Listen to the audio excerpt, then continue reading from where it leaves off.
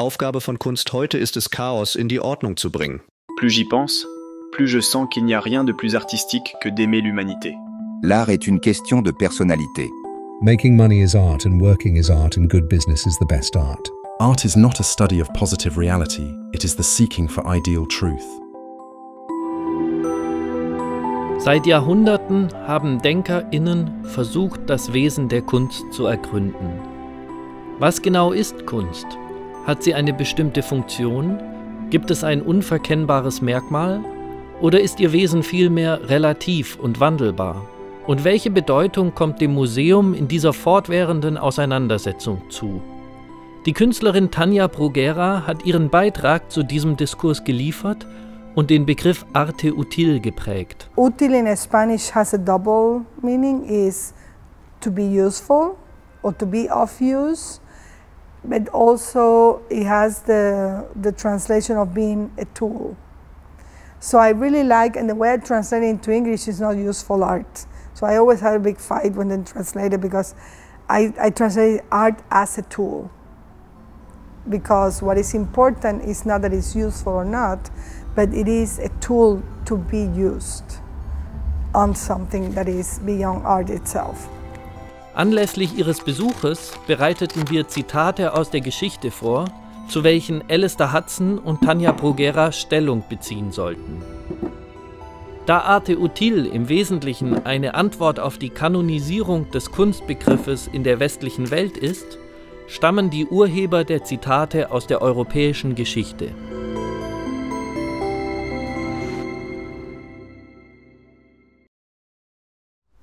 Okay, so we've been set a challenge. Yeah. We have to pick. Well, Aristotle. Oh, wow. There is no need to prove the usefulness of art. It would suffice to justify it that it gives pleasure. Nothing makes me more happy and feel more pleasure than having a problem and solving it. Yeah. So, yeah, definitely. And I always say, you know, when we're talking about Arte Útil and the archive of these hundred projects, I think people misunderstand this version of art as like serious do-gooding, or like, you know, like over serious political intent. Where actually they're all really joyful stories of people achieving something, making something happen, somehow cheating the system, fighting, you know, changing the world in a positive way. And we talked as well about this idea of aesthetics. Yeah. That you know, pleasure, aesthetic. We were talking about aesthetic shock. Yeah, and this exactly. is visual aesthetics giving this moment of epiphany or pleasure. Yeah. But you can get that from kind of ethical aesthetics too. Yeah. The way something works beautifully, or and there is definitely an ethic shock that you can have while seeing some of this work that can function and be reflected on you in the same way aesthetic works.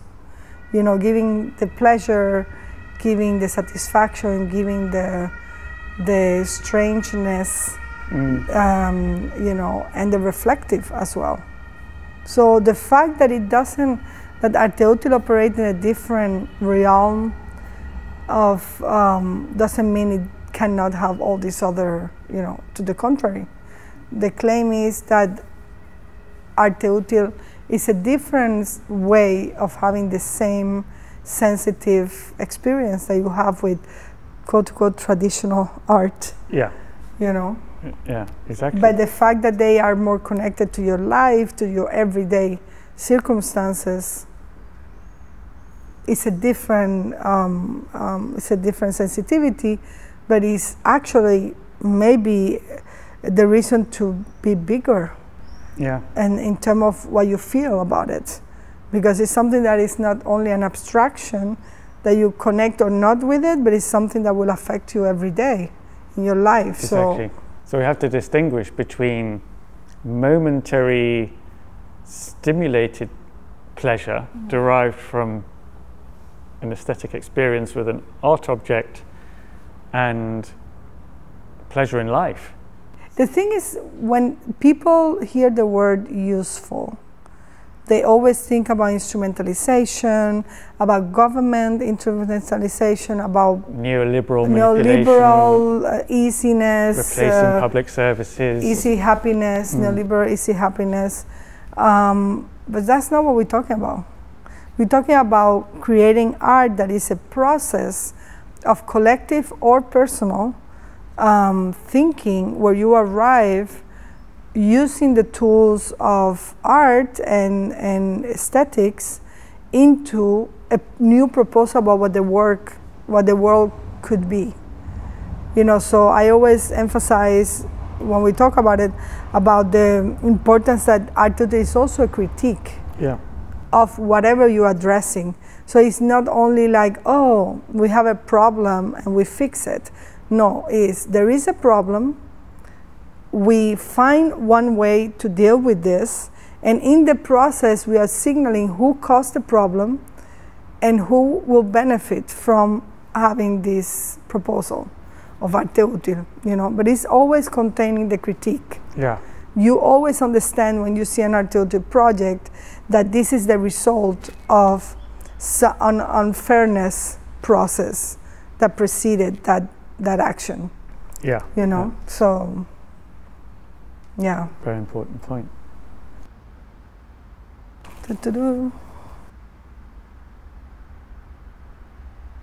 Okay, the entire world of art has reached such a low level. It has been commercialized to such a degree that art and everything related to it has become one of the most trivial activities of our epoch. Marcel Duchamp. He was ahead of the curve. He knew, but the funny thing, he was a dealer himself. Yeah.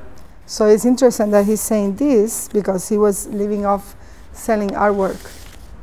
And also, him coming out with statements like that was part of his brand. Yeah, exactly. As an artist, you know, being successful. Do you know that he was he was part of a trial because they were bringing the work of, I can't remember the artist now. Probably can edit and put the artist, you know. I don't know if it was Brancusi. I mean, some artist that was doing this kind of abstract work, and they ended up in the trial and they had to define this is not art in order to let it in. Yeah, yeah. So it was quite interesting that he himself had to go through ways to define art, negating art in order to, you know. Yeah. I will provide more information so you can put the better sample. We can do voiceover if you want.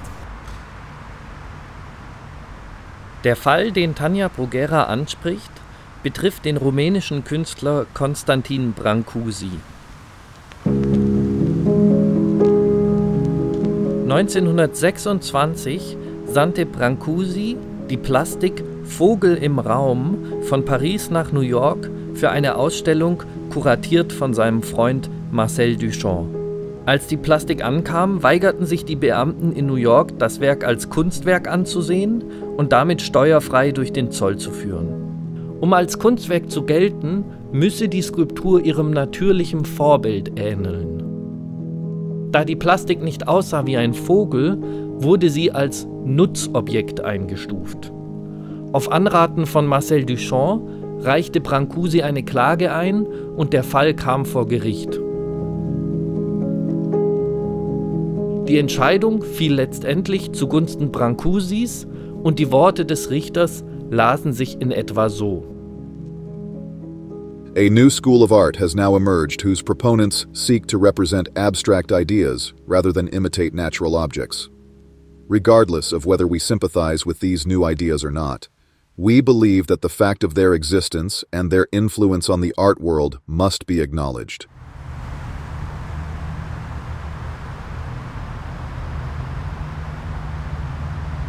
But he's also right to a certain extent in that quote, and you can imagine even then to say that it's quite a jarring statement you could see in the art world, but it's kind of true. It has, you know, and that's what I found. Yeah. You know, when I used to work for a commercial gallery, and right. You know, quite a, you know, blue chip one with Beuys and Richter and de Kooning and Warhol, and in the end you go, what's this? what is this for, really? It's luxury goods. And at the same time, it become labor, not art. Yeah. Because the artist has to give certain amount of work, certain amount of demand. So, yeah, and it's interesting because he's talking about. I mean, I feel like both commercial art or other kind of art and arte útil, they both end up being non-art. If we have in consideration the idea that art is something that is the inspiration of the artist and blah blah blah, you know, and then if you do it in a labor way, like you have to produce, versus in arte útil it become implemented in society, so it's not art anymore. So I keep saying that art is just a moment. Yeah, it's the moment when you encounter something for the first time.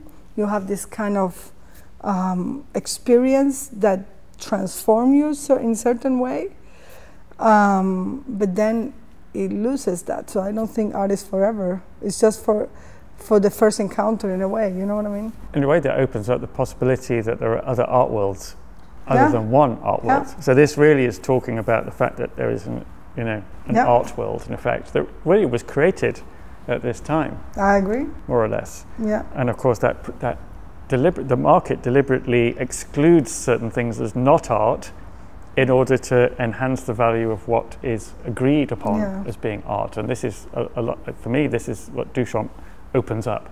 Yeah, absolutely. But also it's great that sometimes it's good to have this kind of commercial situation because it allowed some artists to be the alternative. Yeah. And it's nice to be in the alternative side and try to not be the thing that has been accepted or value or put some value to, you know. Yeah, so I think that's... You can propose alternative value systems for art as well. Yeah. I always tell my students that the only value, that the only people who should put value to the work is their peers. That's it. I mean, there is no bigger satisfaction for an artist that another artist tell you, I like the work. Yeah, and you could translate that into arte útil to say the only value is really prescribed by the users. Exactly. And the other thing about Duchamp, of course, is he introduces this concept of the coefficient of art. That's true. That's true. It's not whether something is art or not, but to what degree something is art or artful or art-like. Which is something we use in arte útil because some work are more clearly an artistic gesture, other ones are more, you know, taking the shape of something we recognize in society. Yeah, so, and also there are artists who play both sides. As when you were saying about commercial art world allows you to be the alternative. There are also artists like Fiesta Gates or Renzo Martins or Ibrahim Mahama who they have one foot in the commercial world selling product that then finances with that the arte útil. Yeah,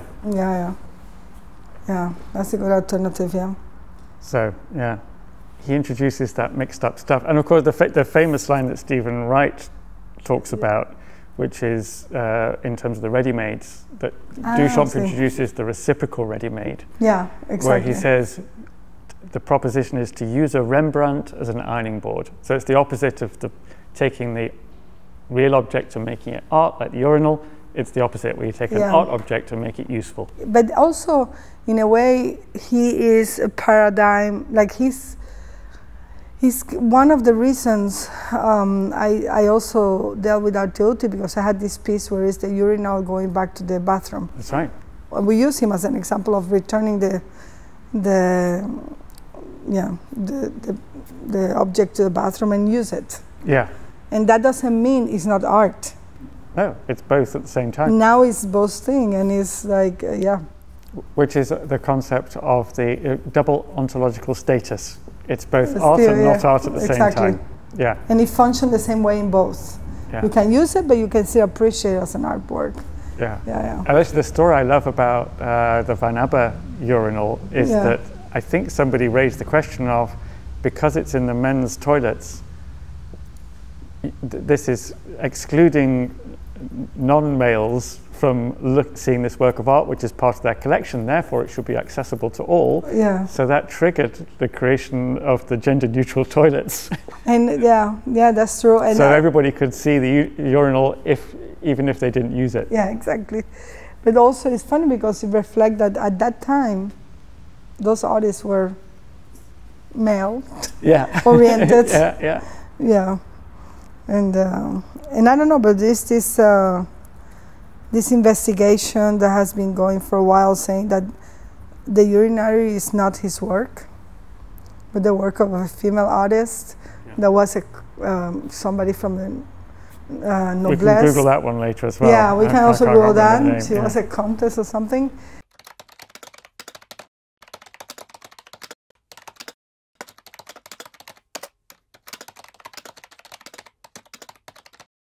(1917) veranstaltete eine kleine modernistische Kunstszene in New York eine Ausstellung, in welcher jedermann gegen eine kleine Gebühr ausstellen durfte.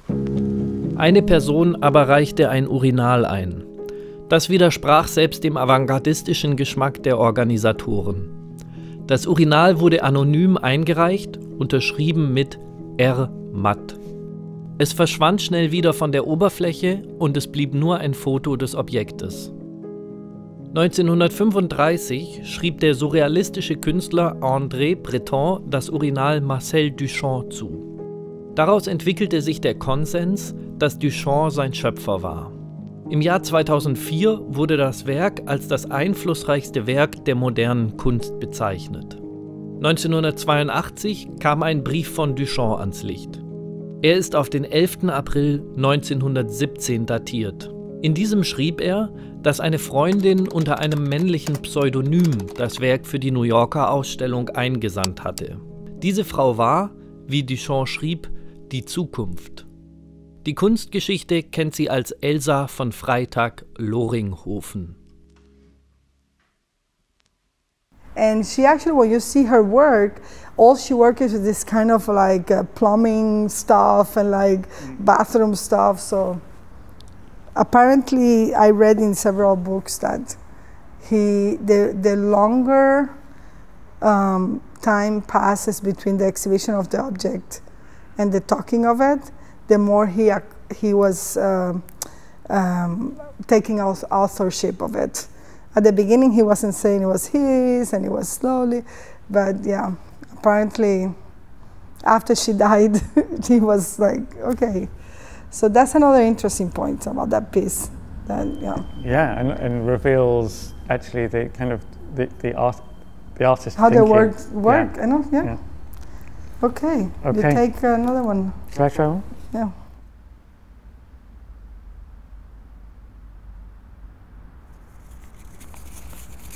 Oh, so this is Giorgio Agamben. Okay.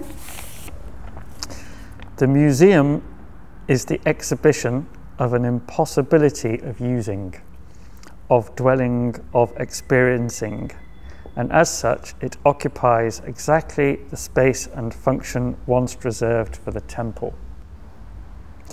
First of all, less and less people go to museums. Second, of course, I see museums as an isolation of different possibilities, so you can focus on a kind of reflective activity. But that doesn't mean that that's the only way they work. No, and if you look at the history of the museum, I mean, even just this last week we had Dan Hicks from Oxford University talking about this, that in a way the creation of the museum is complicit in a kind of military capitalism, and part of that machinery of empire, of colonization, of reinforcing the ideals of European capitalism and all those structures and politics. But it doesn't have to be that way. So if you actually look what a museum is, it's theoretically it's the place to commune with the muses. Yeah. You go to the museum to commune with the kind of ideals and ideas. That doesn't necessarily have to involve looking at stuff. No, but the other thing is now with all the decolonization process, a lot of like indigenous people have asked museums not to display certain objects because the object had a function for their community, that by taking that function out, because that's what museums have done, taking out every function and put it there is it's an offense for them because the object is not working the way it's supposed to work. Yeah, exactly. Because they remove the usefulness of it. In fact, we see this because we'll be showing in Fellow Travelers the CATPC project, where they have exactly that. They had this ritual sculpture of Barlow, the Belgian slave master, who they killed because he was so horrible. Yeah. And that ended up in Virginia Museum of Fine Arts for whatever, by all the usual processes. Being admired by how well the technique or how old it is. Well, also that they interestingly, they had art taken away from them because it was seen as detracting from their working on the plantations in the Congo. So in a way, that a lot of sculpture art as a communal activity, as a ritual, was removed from their society by the extraction industries. Yeah. And so then there's a very nice bit in this film where they go to see the sculpture and they want to touch it.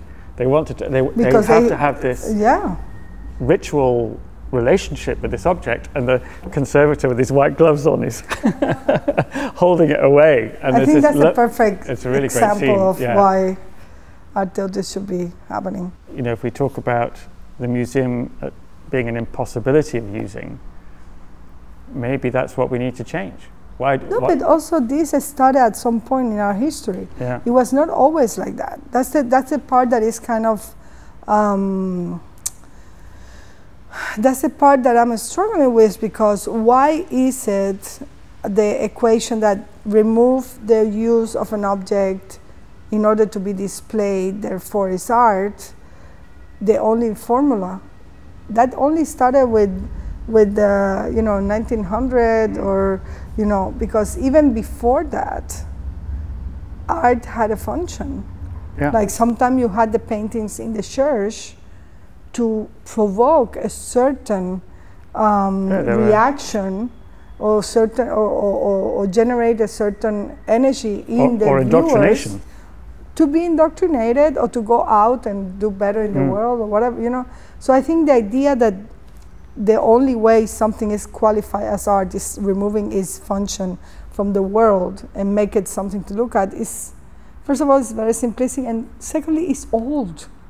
Yeah. It's such an old proposal, and I understand that sometimes you have to isolate certain elements so you can think easier or see better something. Okay, great. But that's not the only way you learn. That's not the only way you think. Yeah. You don't think only in a temple.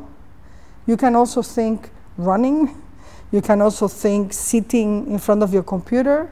So the fact that the only possible or the only respectable whatever option to think or to have this kind of relationship with knowledge or the history of humanity or sensitivity is in a temple-like situation, that's also incorrect. There was actually some research done a few years ago about when people think their best thoughts. And basically they did research with people, almost like time and motion studies.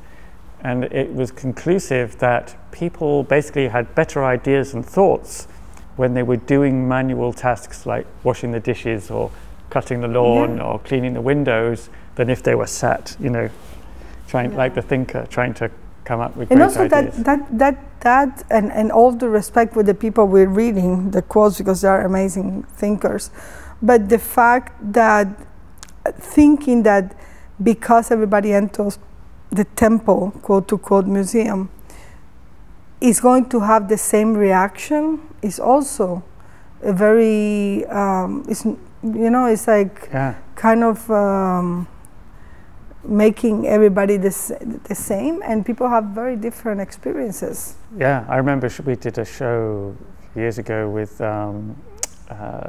different community groups. One group chose a painting of a seascape, a very tranquil seascape, you know, with just water, and they just said, for us this is beautiful. They want to see it from their window, maybe. And then another group came, and they were asylum seekers from Eritrea, and they went, oh my God, that is our worst nightmare. That speaks of death at sea. This is horrific. Remembering we can't look at it. The people they lost, remembering all the... Yeah.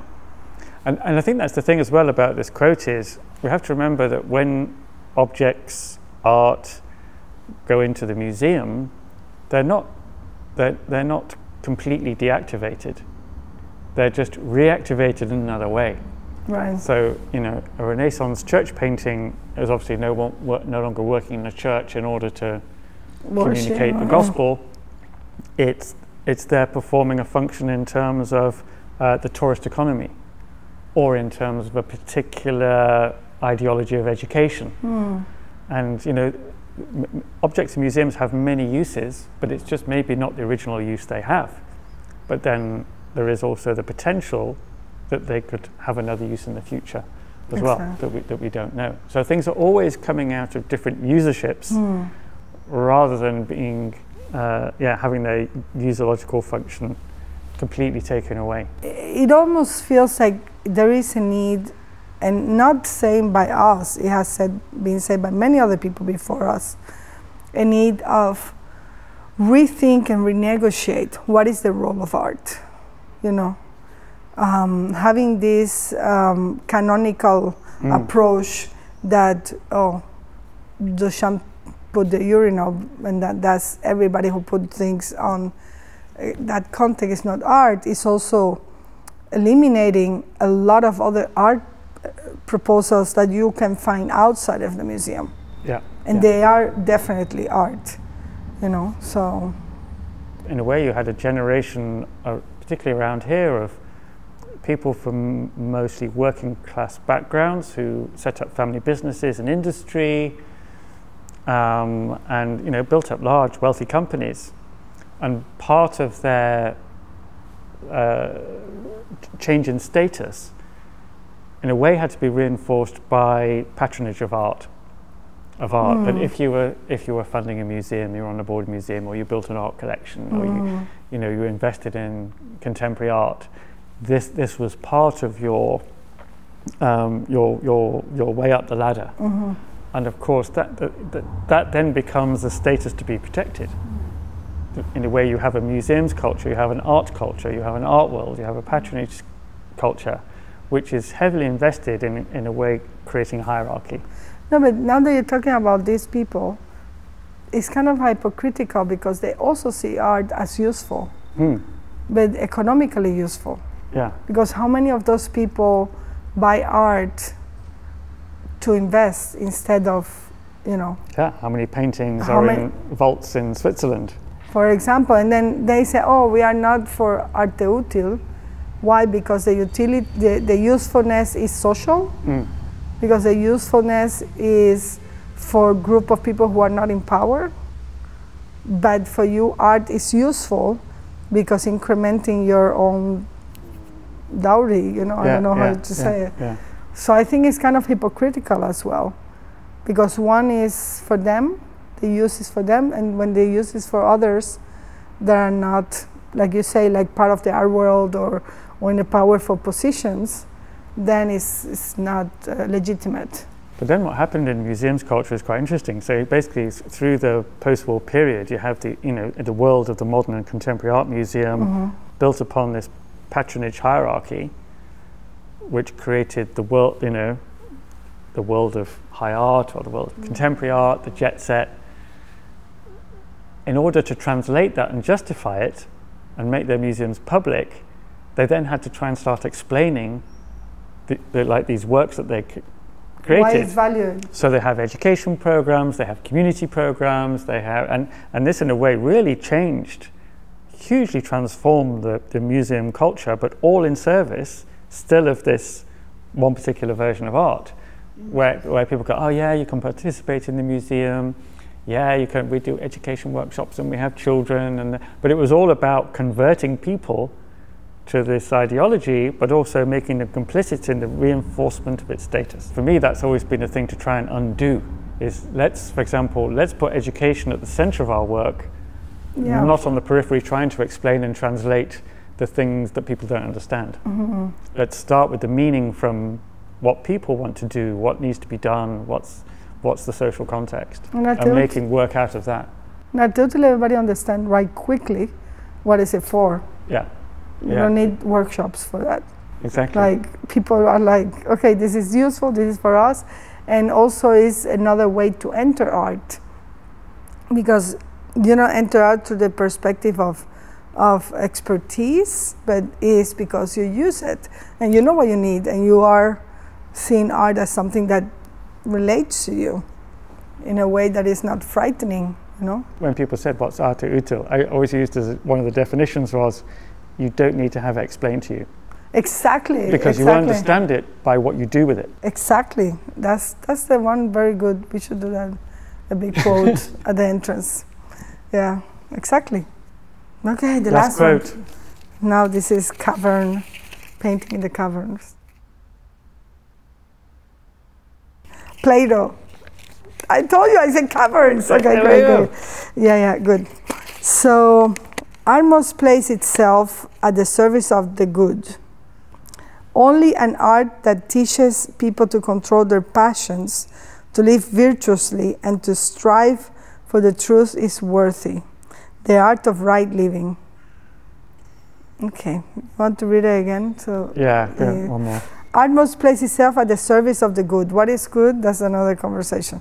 What is art is another conversation. What is art and what is service? You know. Only an art that teaches people to control their passion, to live virtuously. This is during the Stoic time, no? So, only art that teaches people to control their passions, to live virtuously, and to strive for the truth is worthy. Well, talking about truth right now is almost subversive. Yeah. But what did I talk? I mean, the art of right living. I think it has more relationship with us than. It's a little stiff. It's a little dogmatic, but it depends who's saying that as well, because you could imagine an authoritarian government culture minister saying that as well. To live virtuously and to strive for the truth is worth. The only problem with virtuously, I agree, because we talk about ethics and everything, but my fear is, I think the approach we have about virtuosity or correctness or ethics is not something that come out of everybody has agreed already on it. It's more about an independent proposal, like it's not anarchist itself, but it's more like, you know. Yeah. So I'm worried about. It's relative. It's relative because it comes out of your personal need. Like when you you know, do something illegal, is something that is not correct, but it is correct in the sense that it's something that you need, it's something that you have found as a solution for a problem, and is, you know, so I mean, I like his sentiment. Yeah. But I think it's unrealistic. And I think in a way it would be slightly deluded to think that only art can be good. Yeah. You know, there's lots of examples of art doing bad in the world, or art being used for bad in the world, or people having different opinions about whether a particular artwork or art project is good or bad. That's what makes that complexity of the world is what makes it interesting, I suppose, and what makes art so complicated as an entity, is because it's not fixed. Yeah. Nice. Okay.